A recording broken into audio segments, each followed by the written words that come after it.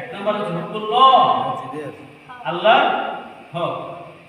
দুই নম্বর হুকুল ওয়ালিদাইন, মা বাবার হক। তিন নম্বর হচ্ছে হুকুল নাস, বান্দার হক। আজকে আমরা মা বাবার হক, বিরুল ওয়ালিদাইন, পিতা মাতার প্রতি আমাদের কি কর্তব্য, কি দায়িত্ব, এ ব্যাপারে কিছু কথা বলার চেষ্টা করব ইনশাআল্লাহ। সম্মানিত হাজির, আসলে এই যে এক একটা বিষয়, এক একটা বিষয়ে ব্যাপক আলোচনা, কিন্তু জুমার দিন সামান্য সময় আলোচনা, কোন দিক থেকে কোন দিকে যাব সময়ে পাওয়া যায়। তো সম্মানিত হাজির, আজকে আমরা মা বাবার হক সম্পর্কে, মা বাবার অধিকার সম্পর্কে কিছু কথা বলার চেষ্টা করবো ইনশাআল্লাহ, যদি আল্লাহ তৌফিক দান করেন।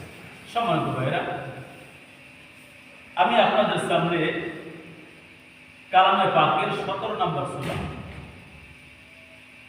15 নম্বর পারার 17 নম্বর সূরা, এই সূরার 23 এবং 24 দুইটা আয়াত তেলাওয়াত করেছি। এই দুইটি আয়াতে আল্লাহ সুবহানাহু ওয়া তাআলা মা বাবার কি কর্তব্য, মা বাবার কি হক, কি অধিকার, এ ব্যাপারে পরিপূর্ণই বর্ণনা করে দিয়েছেন।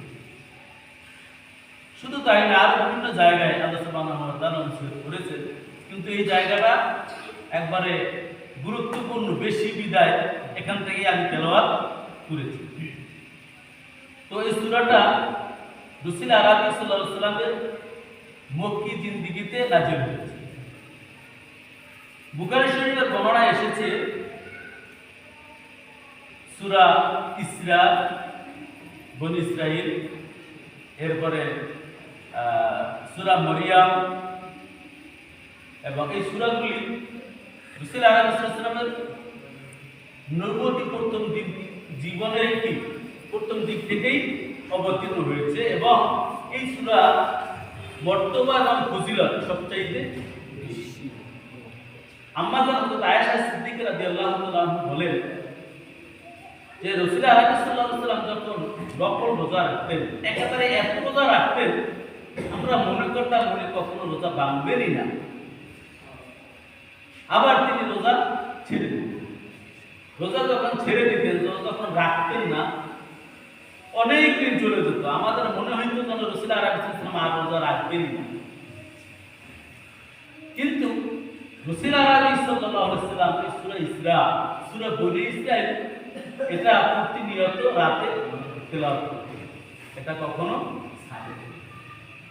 এটা অসংখ্য ফজিলত রয়েছে এই সূরাতে। তো সম্মানিত ভাইরা, এই সূরা নাম হচ্ছে সূরা ইসরা বা বনী ইসরাইল, দুইটা নাম। এই সূরার শুরুতেই আল্লাহ বলেছেন যে সুবহানাল্লাযী আসরা বিআবদিহি লাইলাম মিনাল মাসজিদিল হারাম ইলা মাসজিদিল আকসা। প্রথম আয়াতে আল্লাহ সুবহানাহু ওয়া তাআলা ইরশাদ করেছেন যে আমি আমার প্রিয় নবী রাসূল আরবি সাল্লাল্লাহু আলাইহি ওয়াসাল্লামকে বাইতুল্লাহ থেকে বাইতুল মুকাদ্দাস পর্যন্ত কি করিয়েছি? ইসরা করিয়েছি। তিনি সেই সত্তা, সুবহানাল্লাযী আসরা, তিনি সেই মহান সত্তা যিনি কি করেছেন? ইসরা করিয়েছেন। সুবহানাল্লাযী আসরা বিআবদিহি, তার বান্দা। সুবহানাল্লাযী আসরা বিআবদিহি লাইলাম মিনাল মাসজিদিল হারাম ইলাল মাসজিদিল আকসা, রাতের বেলা মসজিদে হারাম থেকে মসজিদে আকসা।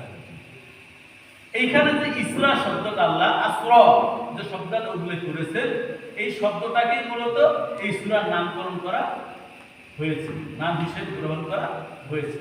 এই জন্য এই সূরার নাম সূরা ইসরা। ইসরা শব্দ অর্থ পরিভ্রমণ। কি ইসরা অর্থ? পরিভ্রমণ। আপনারা সকলেই জানেন আল্লাহ সুবহানাহু ওয়া তাআলা তার হাতে কি করেছিলেন? ইসরা করিয়েছিলেন, মিরাজ সংগঠিত করিয়েছিলেন। এইটাই মূলত এখানে আল্লাহ বর্ণনা করেছেন, এবং বনী ইসরাইলের অসংখ্য ঘটনা ইসরায়েলের ভিতরে আল্লাহ কি করেছেন? অবতীর্ণ করেছেন। যার কারণে সূরাটার নাম আর একটা হচ্ছে বনী ইসরাইল। দুইটা নামে এই সূরার নামকরণ করা হয়েছে। সম্মানিত ভাইরা, তো এই সূরা নাজিলের প্রেক্ষাপট হচ্ছে রাসূল আলাইহিস সালাম যখন হেরা পর্বতের গুহা ইকরা বিসমি রাব্বিকাল্লাযী খালাক এই সূরা আলাকের প্রথম 5টি আয়াত পেলেন, পাওয়ার পরে তিনি বাসায় আসলেন। বাসায় আসার পরে তো কিছুদিন তার কাছে ওহি আসা কি বন্ধ ছিল। বন্ধ থাকার কারণে রাসূল আলাইহিস সালাম একটু ভেঙে পড়েছিলেন। ভেঙে পড়ার কারণে এবং ওদিকে কাফের মুশরিক বেঈমানেরা দুশমনেরা বলতে লাগলো যে মুহাম্মদ সাল্লাল্লাহু আলাইহি ওয়াসাল্লামকে যে জিনটা এসে তাকে কোরআন শিখাইতো, দিন শিখাইতো, সেটা তাকে ছেড়ে কি করেছে, চলে গেছে। এজন্য রাসূল সাল্লাল্লাহু আলাইহি ওয়াসাল্লাম আরো একটু বেশি আহত। আল্লাহ সুবহানাহু ওয়া তাআলা তাকে সান্ত্বনা দেওয়ার জন্য এবং তাকে কি আরো কিছু উপহার উপঢৌকন দেওয়ার জন্য জান্নাত জাহান্নামকে দেখানোর জন্য কি করেছেন, মিরাজ সংগঠিত করেছেন। রাসূল আলাইহিস সালামকে সান্ত্বনা দেওয়া এবং আমাদের জন্য উপঢৌকন হিসেবে নামাজ, এটাই হচ্ছে কি মিরাজের উদ্দেশ্য। এখানে লম্বা ঘটনা